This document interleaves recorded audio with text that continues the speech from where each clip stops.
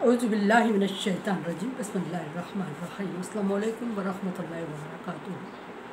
सूरह रूम है मेरे सामने और सूरह रूम की आयत नंबर 39 है, पारा नंबर 21 और रुकू नंबर 7 चल रहा है। आयत नंबर 38 में अल्लाह तबारक व तआला ने हुक्म दिया कि रिश्तेदारों को उनका हक दो, और यहाँ रिश्तेदारों में कराबत का जिक्र हुआ।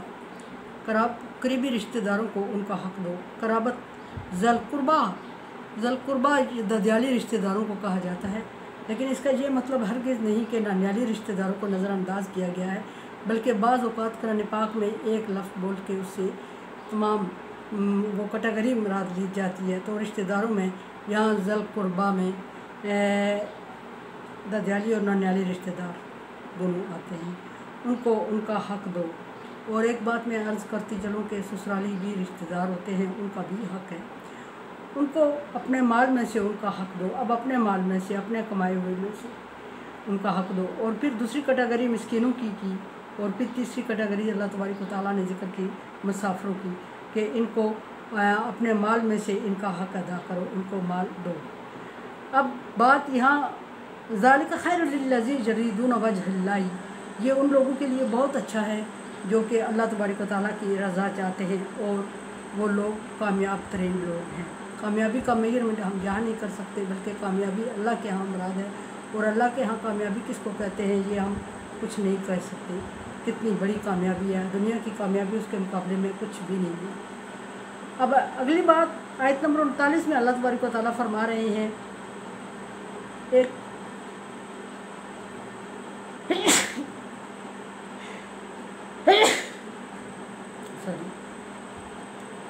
आयत नंबर 39 में एक मशर्ती बुराई का जिक्र किया अल्लाह तबारक व तआला ने, और वो मशर्ती बुराई क्या है? सूद। सूद को कुरान की ज़ुबान में रिबा कहा गया है, और रिबा का मतलब होता है रिबन, रिबा। इसका मतलब होता है कि किसी चीज़ में दुगना चुगना इजाफ़ा करना, बढ़ा चढ़ा के लेना या देना, जो भी है उसमें बढ़ोतरी मुराद होती है, जो कि नापसंदीदा चीज़ है। अब दोनों सूरतों में बढ़ोतरी होती है, या फिर एक बढ़ोतरी होती है किसमें? तिजारत में भी अल्लाह तबारक व तआला ने बढ़ोतरी रखी है, जिसको अल्लाह तबारक व तआला ने पसंद फरमाया है। एक मखसूस प्रॉफिट जिसको अल्लाह तबारक व तआला ने लेना पसंद फरमाया है, और उसको कारोबार का नाम दिया है, वो पसंदीदा चीज़ और ज़राए रोज़गार में से पसंदीदा करार दिया। किसको? अल्लाह तबारक व तआला ने तिजारत को।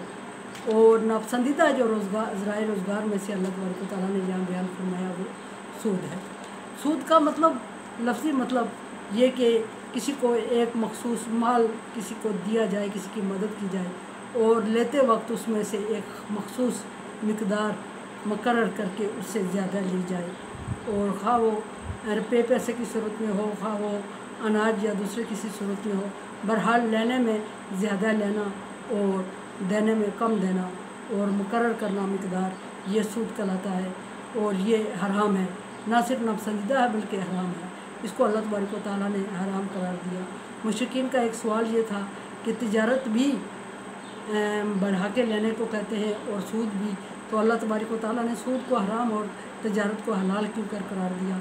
तो इसमें फ़र्क बताते हुए हदीस की रूह से इसकी तशरीह की गई कि जो तिजारत होती है उसमें नफ़े और नुकसान में शेयर होता है। अगर किसी का नुकसान होता है तो दोनों फरीकों को होता है। जैसे किसी ने इन्वेस्ट किया पैसा और एक कोई मेहनत कर रहा है, तो नुकसान होगा तो दोनों को होगा। सो नफ़े और नुकसान में शेयर, बैंककारी को भी इसीलिए अल्लाह तबारक व तआला की तरफ से नापसंदीदा करार दिया। खैर बैंककारी का नाम तो नहीं लिया गया, लेकिन नापसंदीदा करार दिया कि उसमें प्रॉफिट में तो शेयर लेते हैं हम, लेकिन नुकसान में हम शेयर नहीं करते। तो सो जो चीज़ एक तो मेहनत के बगैर हासिल की जाए, सूद का जो पैसा होता है वो मेहनत के बगैर हासिल किया जाता है, इसलिए अल्लाह तबारक व तआला ने उसको हराम करार दिया। और एक दूसरी बात ये है कि उसमें मेहनत नहीं की जाती। दूसरी बात ये है कि नुकसान में शेयर नहीं होता। सो इस वजह से अल्लाह तबारक व तआला ने सूद को हराम करार दिया। यहाँ डेफिनेशन करते हुए अल्लाह तबारक व तआला ने फरमाया कि वमा आतैतुम मिन रिबा लियर्बू फ़ी अम्वालिन नास, जो तुम लोगों से सूद लेते हो, ताकि लोगों के माल में तुम्हारा हिस्सा बढ़े। लोगों से सूद लेते हो यानी कि कम दिया और फिर ज़्यादा लिया, और मकसद तुम्हारा ये होता है कि लोगों के माल में तुम्हारा हिस्सा बढ़े। तो ऐसा तुम अपने दुनियावी तौर पे तो बढ़ा रहे होते हो, लेकिन अल्लाह के यहाँ ये बढ़ता नहीं है बल्कि कम होता है। तो कम होने से भी ज़्यादा सज़ा इसकी ये है कि अल्लाह के यहाँ ये तुम्हारे लिए तकलीफ़ और शिद्दत अज़ाब का सबब बनेगा। फला यरबु इंदल्लाहि, अल्लाह के यहाँ वो माल बढ़ता नहीं है बल्कि कम होता है। और दूसरी तरफ माल खर्च करने का अल्लाह तबारक व तआला ने एक मशर्ती उसूल ये बताया कि मा आता है तुम ज़कात तुरीदूना वजहल्लाहि, और जो अपने माल में से तुम ज़कात निकालते हो, ज़कात का माल निकालते हो, ज़कात का पैसा निकालते हो ताकि लोगों की मुस्तहिक लोगों की मदद की जाए।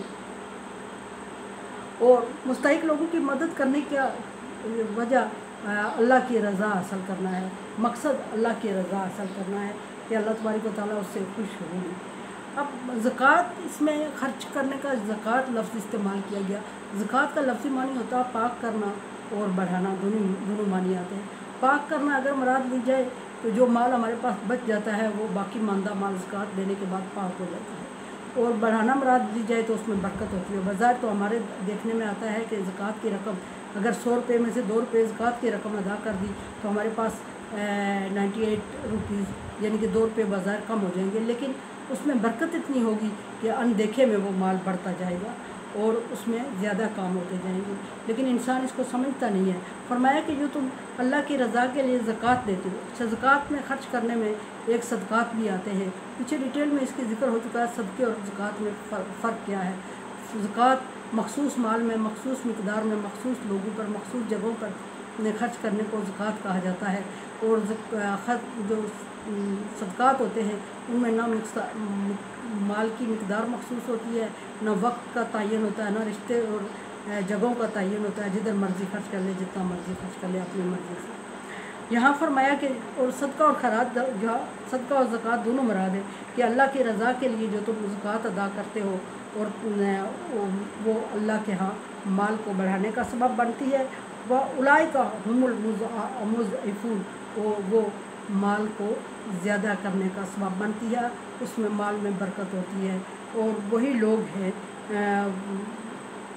जो कि माल में दुगना किया गया है, जिनका माल डबल करके उनको दिया जाएगा अल्लाह के यहाँ।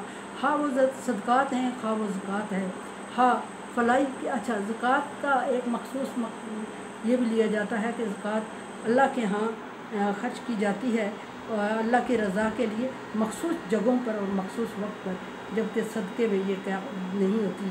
और ज़कात करीबी रिश्तेदारों को नहीं दी जाती, जबकि सदक़े की जिनकी कफ़ालत हम पर फ़र्ज़ है उनको ज़कात नहीं दी जा सकती। और डिटेल पीछे बहुत बार गुज़र चुकी है। और सदका जो है करीबी रिश्तेदारों को जिनकी कफ़ालत हम पर फ़र्ज़ है उनको देने से ज़्यादा सवाब मिलता है। सदक़े ज़कात में कुछ पाबंदियाँ आयद की गई हैं, सदक़े में कोई पाबंदी आयद नहीं की। और अनसमझे देखें समझिए सब्सक्राइब करें, सदका जारिया में मेरा साथ है। अल्लाह तबारक व तआला का हुक्म तावन वाला बिर्र व तक़वा, नेकी और भलाई के कामों में एक दूसरे से तावन करें। सो चैनल को सब्सक्राइब, शेयर और लाइक करके तावन करें। अल्लाह हाफ़िज़।